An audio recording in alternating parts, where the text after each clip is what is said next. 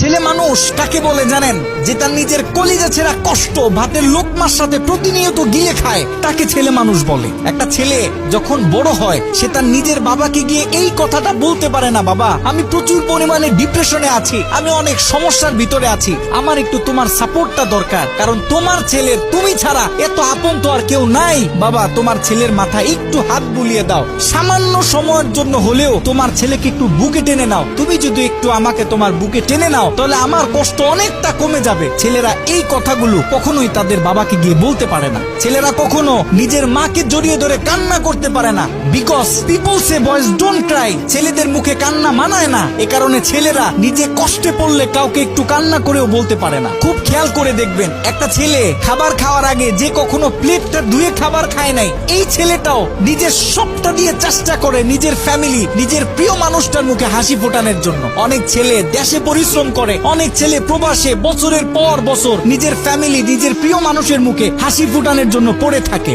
দিন শেষে ছেলেদের মুখে হাসি ফোটানোর মতো কাউকে পাওয়া যায় না। আমি মনে করি boys are the best actor in the world. এই পৃথিবীতে ছেলেরা হচ্ছে সব থেকে বড় অভিনেতা, কারণ ছেলেরা নিজেদের বুকে হাজারো লক্ষ কষ্ট পুঁতে রেখেও মুখে হাসি নিয়ে চলে, কারণ সে জানে আজকে আমি যদি ভেঙে পড়ি তাহলে আমার পুরো ফ্যামিলিটা অস্তিত্বহীন হয়ে যাবে।